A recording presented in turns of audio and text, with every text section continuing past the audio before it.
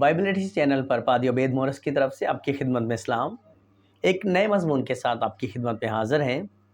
لیکن اس سے پیشتر کہ ہم خدا کے زندہ کلام کی کسی موضوع پر بات کریں، آئے ہم خدا کے سر جھکیں اور دعا کریں۔ خداوند رحیم باپ، تیری شکرگزاری کرتے ہیں تیرے پاک فضل کے لیے، ایک بار پھر تو نے موقع دیا ہم تیرے زندہ کلام کو سیکھ سکیں۔ میری عقل ناقص ہے، میرا علم ناتمام ہے، میں کچھ نہیں ہوں، تیرے سر برملا اپنی کمزوریوں کا اقرار کرتا ہوں۔ اپنے درس و رحم سے بچا، سلامتی دے اور زندہ کلام کے بھید مکاشف آشکارا کر، تاکہ تیرے مکاشفوں کا انکشاف ہو اور بہت سے لوگ تیرے زندہ کلام سے برکت پائیں۔ جس ایمان کے ساتھ، جس بوجھ کے ساتھ تیرے زندہ کلام کو بیان کیا جائے، تیرے لوگ اسی بوجھ اور ایمان کے ساتھ اس کو سنیں اور قبول کریں اور برکت پائیں۔ سب کچھ مانگتے ہیں تیرے اکلوتے بیٹے اپنے خداوند یسوع مسیح کے عظیم جلالی قدوس بابرکت نام میں، آمین۔ آئے ہم کلام خدا میں سے ایک حوالہ دیکھیں۔ انجیل مقدس متی رسول کی معرفت عہد جدید میں سے، اور اس کے 10ویں باب کی پہلی آیہ مقدسہ۔ کلام خدا میں یہ رقم ہے: پھر اس نے اپنے 12 شاگردوں کو پاس بلا کر ان کو ناپاک روحوں پر اختیار بخشا کہ ان کو نکالیں اور ہر طرح کی بیماری اور ہر طرح کی کمزوری کو دور کریں۔ کلام خدا کے پڑھے اور سنے جانے پر خدا کی پاک برکت ہو۔ اس کے ساتھ ایک اور حوالہ ہم دیکھیں گے، اور وہ ہے انجیل مقدس متی رسول کی معرفت عہد جدید میں سے، اور اس کے 28ویں باب کی 19ویں آیت مقدسہ، جس میں لکھا ہے: پس تم جا کر سب قوموں کو شاگرد بناؤ اور ان کو باپ اور بیٹی اور روح القدس کے نام سے بپتسمہ دو۔ کلام خدا کے پڑھے اور سنے جانے پر خدا ان کی پاک برکت ہو، آمین۔ خدا ان کی شکرگزاری کرتے ہیں جو اپنے زندہ کلام سے ہمیں نوازتا ہے، تاکہ ہم بہتر طور پر رہنمائی حاصل کر سکیں۔ خدا ان کا زندہ کلام ہمیں یہ بیان کرتا ہے کہ خداوند یسوع مسیح نے جب بلایا تو اس وقت شاگرد بننے کے لیے، شاگرد ہونے کے لیے لوگوں کو بلایا، اور ایک پروسیس ہے جس میں خداوند یسوع مسیح ان شاگردوں کو یوں تعمیر کرتے ہیں کہ اس کے بعد جب وہ اس کمال کے درجے تک پہنچتے ہیں تو پھر خداوند یسوع مسیح نے جن کو شاگرد ہونے کے لیے بلایا تھا ان کو شاگرد بنانے کے لیے بھیجا۔ ایک ہے بلاہٹ اور اس کے بعد ہے بھیجا جانا، اور رسول کا لفظ ہے جس کا مطلب ہے کسی خاص مقصد کے لیے بھیجے ہوئے۔ تو وہ شاگرد جو بلائے گئے وہ اس وقت جو ہے رسول کا لقب پاتے ہیں کہ جب انہوں نے خداوند یسوع مسیح سے سیکھا اور اپنے ربی، اپنے استاد خداوند یسوع مسیح کے نقش پا پر چلے، اور وہ سب کچھ سیکھنے کے بعد خداوند یسوع مسیح نے آسمان پر جاتے ہوئے اپنے شاگردوں کو پھر بھیجا اور اختیار کے ساتھ بھیجا، اور خداوند یسوع مسیح نے کہا کہ جاؤ سب قوموں کو شاگرد بناؤ۔ قابل غور بات اس میں لکھے سب قوموں کو شاگرد بناؤ، اس لیے کہ خداوند کی نجات کا پیغام جو ہے وہ سب قوموں کے لیے ہے، اور ہم زبور میں گاتے ہیں: ساریاں قوماں جھک جھک جاون ڈارکھنیوں سے۔ اس سے پہلے کہ وہ وقت آئے، ضرور ہے کہ شاگردوں کو تیار کیا جائے اور ان کو بھیجا جائے کہ جاؤ اب تم جا کر سب قوموں کو شاگرد بناؤ۔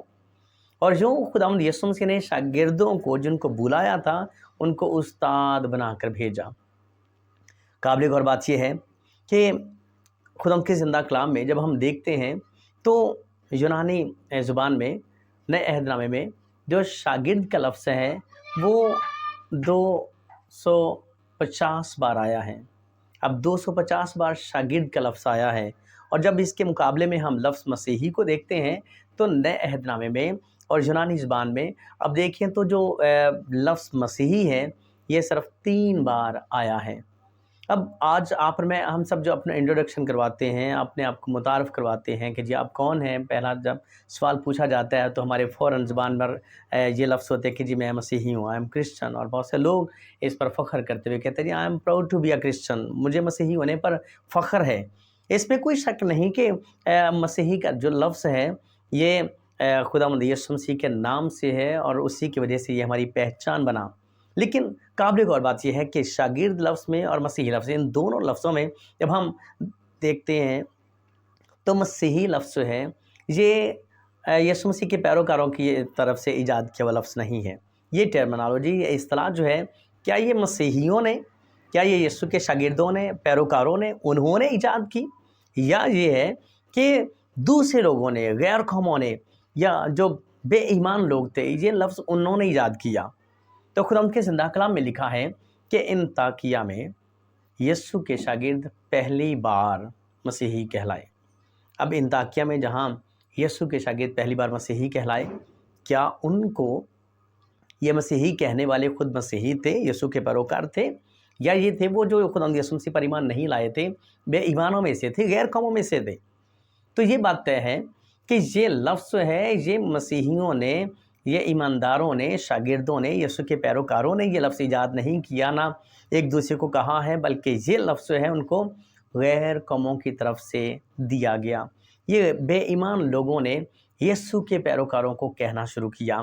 اور انطاکیہ میں جہاں یسوع مسیح کے شاگرد، یسوع مسیح کے پیروکار پہلی بار مسیحی کہلائے۔ اب جو ترتیب نظر آتی ہے، ہمیں سے بہت سے لوگ یہ سمجھتے ہیں کہ ہم پہلے مسیحی بنتے ہیں اور پھر ہم یسوع مسیح کے شاگرد بنتے ہیں، جو عرف عام میں ہم میں سے بہت سے لوگ سوچتے ہیں۔ لیکن خدا کے زندہ کلام کی ترتیب یہ ہے کہ ہم پہلے یسوع کے شاگرد بنتے ہیں، اور پھر شاگرد جو ہیں، جب ہم سیکھتے ہیں اور پیروی کرتے ہیں، اس کے نقش قدم پر چلتے ہیں، اور پھر جب اس کمال کے درجے کو پہنچتے ہیں کہ ہمارا ربی، ہمارا مسیح، ہمارا استاد، ہمارا خداوند جب ہم میں سے جھلکتا ہے، ہم میں سے نظر آتا ہے، تو پھر ہم نہیں بلکہ لوگ جو ہیں وہ مسیحی کہنا شروع کریں۔ اور میں سمجھتا ہوں کہ یہی ترتیب خدا کے زندہ کلام کی رہی کہ شاگردوں کو، جو اس کے پیروکار تھے، ان کو لوگوں نے مسیحی کہنا شروع کیا جب ان کے اندر ان کو مسیح نظر آنے لگا، اور اس کی تعلیم، اس کی باتیں اور ان کی زندگی سے جب ان کا استاد جھلکنے لگا، تو لوگ جو ہیں ان کو مسیحی کہنا شروع ہوئے۔ اور میں کہتا ہوں کہ آج بلا شبہ ہم سب کو بھی صرف خداوند یسوع مسیح کی شاگردیت اختیار کرنے کی ضرورت ہے۔ ہم یسوع مسیح کے شاگرد بنیں، اور جب شاگرد بنیں گے اور اس کے نقش قدم پر چلتے ہوئے جب ہم اس درجے کو پہنچیں گے، تو پھر لوگ ہمیں مسیحی جانیں، لوگ ہمیں مسیحی کہنا کہ ہم خود اپنے انٹروڈکشن دیتے ہوں کہ میں مسیحی ہوں، یہ ہماری طرف سے نہیں ہو، بلکہ لوگ جب دیکھیں کہ ہاں اب ہمارا استاد، ہمارا ربی، ہمارا خداوند ہمیں سے جھلکتا ہے، اور اس کی باتیں جو ہیں وہ ہماری عملی زندگی کا حصہ ہیں، اس کی تعلیمات جو ہیں ہماری عملی زندگی میں دکھائی دیتی ہیں، تو لوگ ہمیں مسیحی کہیں۔ اور جو اس پہ رائے میں دیکھیں تو پھر خداوند یسوع مسیح کے پیروکار بننا، اس کی شاگردیت میں آنا، اس کو اپنا استاد مان کر اپنے آپ کو اس کے سپرد کرنا، یہ پہلا درجہ ہے۔ اور اس کے بعد پھر بڑھتے بڑھتے ہم اس کمال کو پہنچتے ہیں کہ لوگ ہمیں مسیحی کہنا شروع کریں۔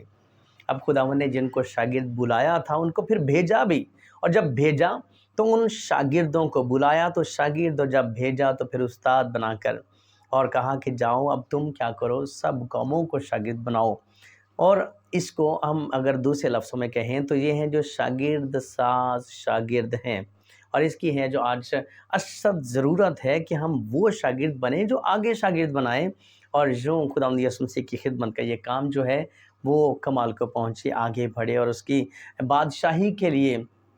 بہت سے لوگ جو ہیں وہ اس میں بلائے جائیں، تاکہ جو بھی خداوند یسوع مسیح کا شاگرد بنے، پھر وہ سیکھنے کے بعد پھر وہ جائیں تاکہ اور لوگوں کو شاگرد بنائے۔ اور میں سمجھتا ہوں کہ یہی ان کے زندہ کلام کی وہ ترتیب ہے جس کو ہمیں سامنے رکھتے ہوئے